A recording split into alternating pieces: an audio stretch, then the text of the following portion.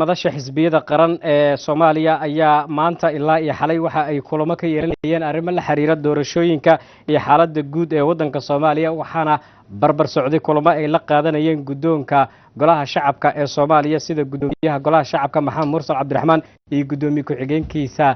koobaad Cabdiweli Ibraahim Muudey waxaa shirkaasi ka qayb galay madaxweynihii hore ee Soomaaliya Shariif Sheekh Axmed ahna guddoomiyaha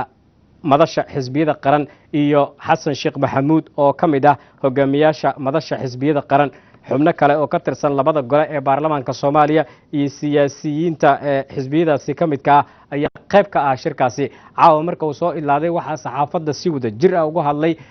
madaxweynihii hore ee Soomaaliya Shariif Sheekh Axmed iyo Xasan Sheekh Maxamuud ugu horeyn Shariif Sheekh Axmed ayaa ka hadlay arrimaha doorashooyinka xiriirka Soomaaliya iyo Itoobiya isagoo soo hadal qaaday in qadiyadda Somaliland qadiyadda Somaliland Soomaaliya iyo Somaliland ku saabsan wada hadaladooda inay dhinaca Itoobiya ka lug baxdo oo arrimahaasi ay ka baxdo waxa uu kaleento ka hadlay arrimaha doorashooyinka iyo waxyaabaha markaasi ay ka wada hadleen guddoonka golaha shacabka ee Soomaaliya labada gudoomiye ku-xigeenka waxaan ka wada hadlaynay sidii loo bilaabi lahay tashi iyo wada hadal ku aadan arrimaha doorashooyinka waxaan rabaa inaan magaca madasha ugu mahad celiyo gudoomiyaha baarlamaanka iyo ku-xigeenkiisa dadaalka uu sameeyay ama ay sameeyeen safarka ay noo soo galeen waqtiga dheer oo ay nasiin waxaan leenahay waa arrin geesinimo leh waa arrin fiican Soomaalidu sida badan wada hadalka ma jecla laakiin anigu waxaan aaminsanahay wada hadalku inuu fiican yahay hadduu run yahay hadduu been yahay waa wada hadal waxaan rajaynaynaa inuu run yahay marka kaas ku saabsanaay waxaan rabaa hal qodob oo la isku ogaa inaan ka dhawaajino oo aan ilaabay inaan ka hadlo qodobkaas waxa waa arrimaha Somaliland ma sha Allah walaalahena reer Somaliland marar badan hore sheegnay maxay ahayd dhibaa ku dhacay shalay markay xoogeen calanka ayaga noo keenay midnimada ayaga noo keenay tabashadoodii si siyaasi in loo xalleeyo looma xallin kadib haddana markii 1990kii burburku yimid ayagoon joogin la tashaday waa isku tashadeen aniga iyo madaxweyne Xasan ba labadii xukuumadooda aan hogaaminayna wada hadal aan la bilaabnay ujeedaduna waxay ahayd inaan ka qancino wixii ku dhacay dadka Soomaaliyeed shala baahida isu qabaan waxay isu yihiin inay isku soo laabtaan meel la soo gaarsiin aadan uga xunahay bariya dhaweeday waxa dhacay waxyaabo aan ku fiicnayn dawladnimada iyo dadka Soomaaliyeed iyo taariikhdaba qadiyadaas waa qadiyad aan gali karin campaign waa qadiyad aan gali karin mataqaana hawla gaara in mataqaana looga faa'iideeyo waa qadiyad derisku sensitive oo aysan fiicnayn inay soo farageliyaan marka waxaan rabnaa arrinta Somaliland waa national issue waxay u baahan tahay waqti waxay u baahan tahay fikir waxay u baahan tahay dadka Soomaaliyeed isaga yimaadaan laga wada hadlo u baahan tahay aragti wada hadal oo ku aadan arrimaha Somaliland ma hayno kaliya waxaan maqalnay madaxweynaha iyo ra'iisul wasaaraha Ethiopia inay isku arkeen Ethiopia ninka la yiraahdo madaxweyne Muuse Biixi kadibna lagu ballamay in la isugu tago waxyaabo badan laga hadlay waxyaabahaas laga hadlay waa waxyaabo keeni kara in la sii kala fogaado xal in la raadiyo dawladda wixii loo sameeyo wixii laga rabay laakiin waxaan aaminsanahay wadiiqadaas wadiiqo fiican ma aha xilliga hadda la joogana xukuumadda hal shay bisa laga rabaa ama laba shay baan dhaho wixii ay haysay oo gacanta ay ku haysana inay sii xajiso iyo hawlihii socday halka shay oo laga rabo waxa arrimo doorashooyinka maanta arrimahaas u taagan wada hadalkii socday inuu sii socdo cidii Ilaahay u qoray timaad ay ka sii shaqeyso laakiin qof gaar ah male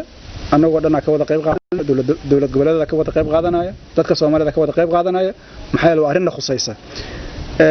maadaama annaga walaalaheen dariskeenana xoogaa wali kalsooni badan aysan jirin kuma fiicna inay soo farageliyaan ayaga xataa marka annaga waxaan rabnaa walaalaheen Itoobiya laftigooda inay ka taxadiraan arrimahaas annaga waxaan rabnaa kalsoonidii in la soo celiyo dadka Soomaaliyeed ee dadka reer Itoobiya ka dhaxay jirta laakiin annaga maalin walba arrimaheena dawladda Itoobiya inay gacmaha kula jirto wax fiican ma arrin laga yaabo dadku inay si kala u arkaan jirto maanta madaxweynahan uga sheekeynaa taariikha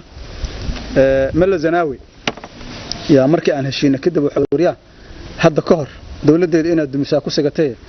hal nin oo ciidan xuduudda ku soo dhaafay banaanka iga mar way fahamteen oo maleena macnaheedu waxaan ka wadaa wuxuu realize gareeyay Soomaaliya ciidan lagu ma qabsan karo ani waxaan aaminsanahay in Malla Zanaawi ka xoog badan oo dalka soo xukumay ama imaanaya ma jiro meesha uu yimid waxa ugu weyn laga dhacay waliba anaga hadda ninkan waxaan islaan meesha yimid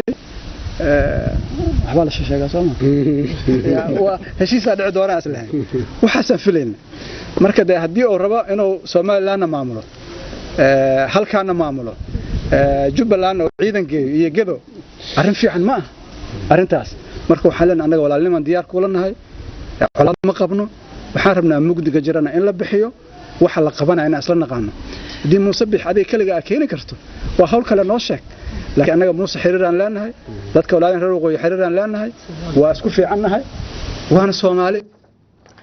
kaasina wuxuu ahaa Sheekh Shariif Sheekh Axmed madaxweynihii hore ee Soomaaliya dhankiisa waxa warbaahinta la hadlay oo arrimaha doorashooyinka qadiyada badda iyo wada hadallada Soomaaliya iyo Somaliland dhankiisa ku nuxnuxsaday baaqna u soo jeediyay madaxweynaha dawladda federaalka ee Soomaaliya mudane Maxamed Cabdullaahi Maxamed Farmaajo madaxweynihii hore ee Soomaaliya Xasan Sheekh Axmed aqalka maanta markii ugu horeysay oo hay'adaha dastuuriga mid kamid ah ay wado meel ay farta ku fiiqdo wax badana ka dhiman laakiin talaabo weyn oo dheer oo dhinaca saxdeed loo qaado waa talaabadaas sida aan naqiinay waxaan ka digaynaa in haddana aqalkaas inta la dhaxgalo lees qabadsiiyo lees ka hor keeno balaayo laga shaqeeyo soo ku dumi lahaa asiga laga shaqeeyo marar badan oo hore wixii aan soo aragnay waa ka digaynaa